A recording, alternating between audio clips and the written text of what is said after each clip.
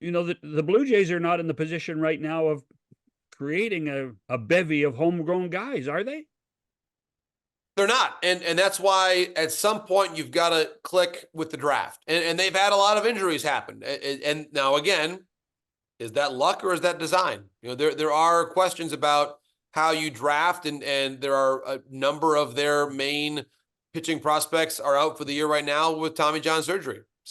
And now that's certainly a league-wide issue, but perhaps the Jays have to look at the way that they're drafting and developing to find some different strategies to keep their guys healthier or bring in guys who are less apt to miss time due to injury. So there's a whole host of options here for them to think about.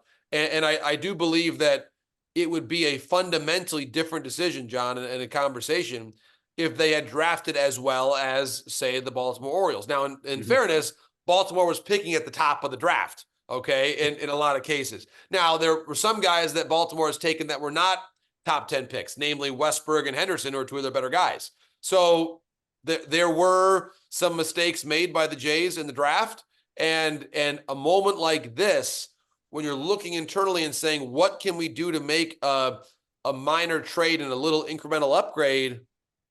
The answer is they haven't really drafted well enough. How would you rate the Blue Jays general manager? What kind of a job has he done in the last 5 years, 7 years? What grade would you give him?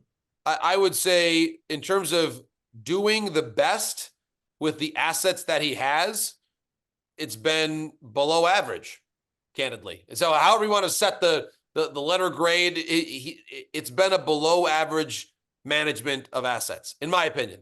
That's what I look at. I don't, whether it's the draft, development, who to sign. Now, in fairness, the trade they made for Berrios was a very good one. They made an excellent trade for him.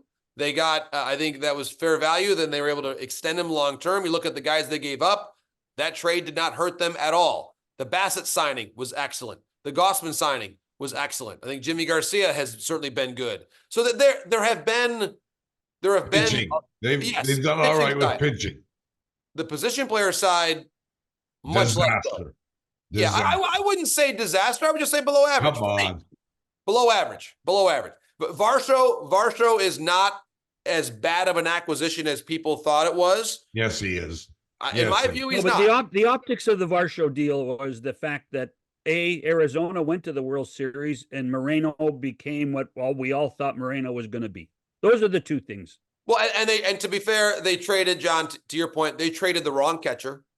Okay, sure. so that was, and again, that was a missed evaluation. If you look at Varsho's performance this year, and again, the average is low. I fully acknowledge that, Bob. The power has picked up, and Kevin Kiermaier, when I saw Kevin a few days ago here in Detroit, Kevin said to me, John, Dalton Varsho is the best defensive outfielder I have ever played with. Period. Granted. But what does defense matter? A lot. Defense matters a lot. Do you think? Yes, it does. So at all. I mean, I think it's way overrated.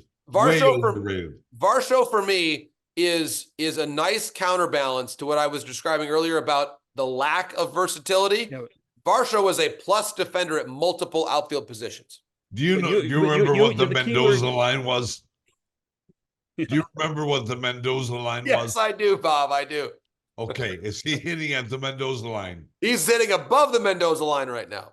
How much? By how much? 11 points. Enough, especially when you consider what his power production is. Go ahead, John. But you, John, you hit it. You used a key word, balance. And the question is, do the Jays have balance in their roster? How do you define that? Well, but John was the one who used it. And then so that becomes the real key, is that if you're going to have great defense, you better have some offense. Right. Well, and I think too, to be fair, so the offense has picked up a little bit in the last several days. It's the Chicago White Sox too. Right. Fair. And I think that and this is where you get into a bit of an issue, is not only, and Springer is part of this conversation here. when you sign a superstar player like Springer, and then his production diminishes precipitously, which is exactly what has happened. Mm-hmm. Not only is his production dropping, but it's dropping in a position, right field, where you should be able to have a player who at least hits for power.